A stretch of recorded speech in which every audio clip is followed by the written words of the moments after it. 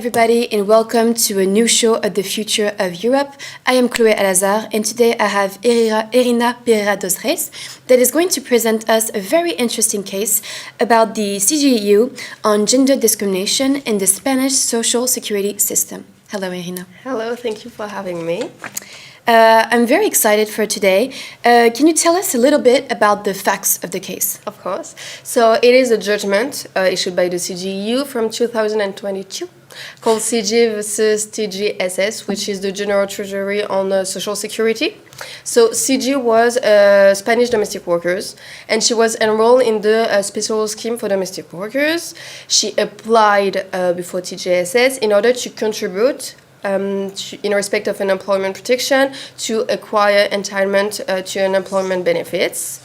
However, TGSS refused the application, stating that Article 251 of the LGSS, which is the General Law on Social Security in Spain, prevented her, because she was enrolled in the special scheme for domestic workers, to pay contribution in order to receive unemployment benefits. Mm-hmm. So she went before the court, she faced some refusal, and finally ended before the Administrative Court number 2 in Spain, stating that she was a victim of indirect discrimination, which is prohibited by the Directive 79/7. Mm-hmm. It's a directive about the progressive implementation of equal treatment between men and women in the matters of social security, because almost all of domestic workers are actually women.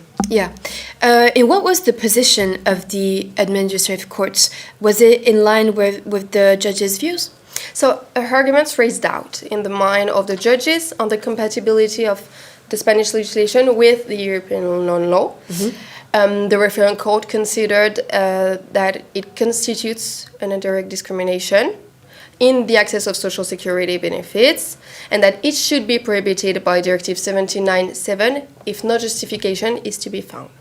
So the referring court made a request for preliminary ruling. Mm-hmm. and asked guidance to the CGU on the issue of whether Spanish legislation, which excludes domestic workers from receiving unemployment benefits, was constitutive of indirect discrimination, which is prohibited by the Directive 79/7.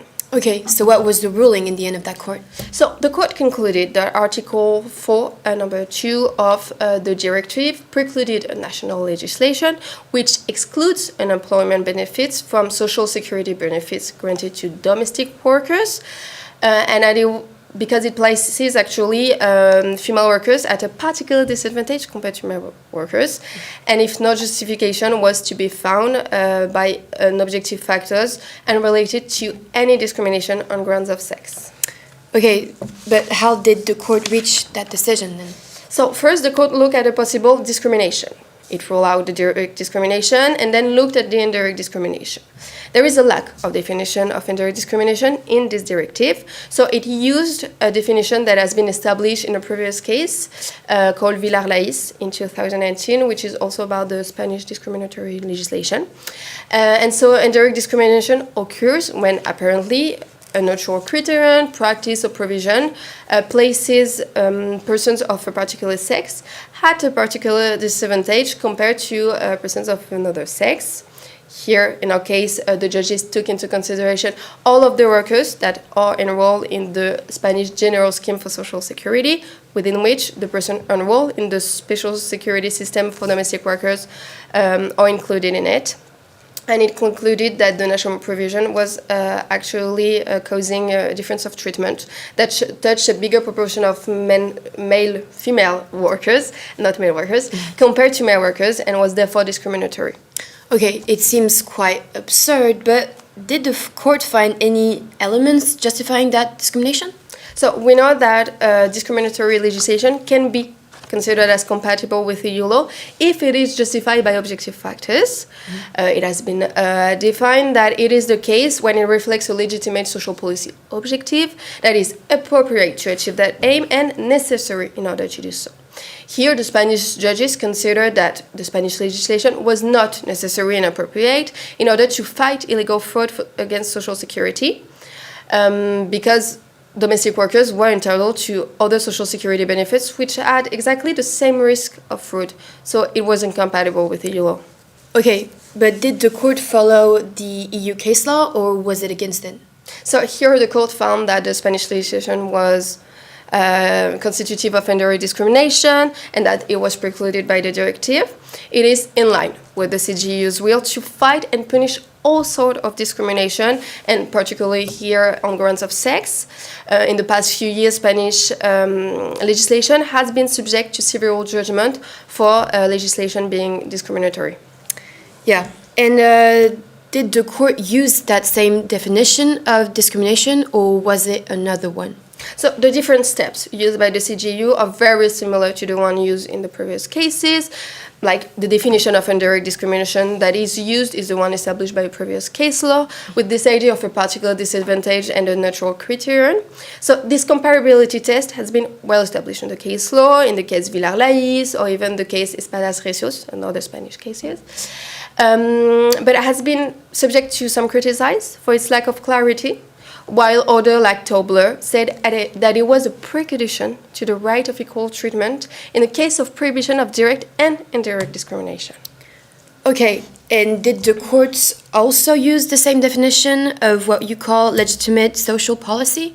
So the court, of course, raised the possibility of justifying the discriminatory measure by objective factors to make it compatible with EU law. It used exactly the same definition that has been established in Villar-Laiz and El Balmoreno, another cases with a Spanish discriminatory legislation, with this idea of achieving an appropriate aim and a necessity in order to achieve that aim. This proportionality test is in line with the reasoning of the previous cases about Spanish discriminatory legislation. Okay, and then did the court provide any guidelines to help the Spanish government prevent discriminations? So it can be really sensitive for the court to provide guidelines because we have a EU fundamental principle, which is the margin of discretion. It is when the CGU let the decision-making body of the member state the discretion to decide on a specific matter. For example, here the law is incompatible with the EU law, the Spanish law. So Spain will have to amend this law to make it compatible, and it will be up to the discretion of the state. And here in our case, the court decided for a margin of discretion with some guidance. For example, when it stated that the Spanish legislation was not necessary to achieve the objective factors, well, normally this proportionality test is up to the member states. I'm a bit confused. Because by providing these guidelines, isn't the court limiting this margin given by the states? In fact, it can be considered as a way to put limits on the margin of discretion of the states and therefore on their sovereignty. As Zielinski even said that the ECG was excessively taking the decision-making power away from the member states. However, others think that it is a way to put a common criteria of judgment and therefore contribute to a harmonization of case law throughout the member states. Okay, and for my last question, I wanted to know if this case had significant impact on other decisions or even on Spanish legislation. In fact, after this case, a new law has been issued, and domestic workers are now subject to this law, which is way more protective for them. It gives them the same social security conditions as any other workers. They have healthcare protection, and they even receive training to have better work capabilities and work opportunities or even conditions. That's great. Yeah. However, it only applies to workers who are contractually employed, but it is not the majority of domestic workers. And Spanish has still a long way to go because it is still subject to some judgment of the CGU for Spanish legislation being discriminatory on grounds of sex. Again, one recently is in 2022 called the KM case. Okay, well that was very interesting. I'm pleased that the Spanish government is taking more and more steps for gender equality. Thank you again. Thank you. It would be my pleasure to have you again. Thank you all for hearing us today, and we'll see each other in another show. Bye-bye.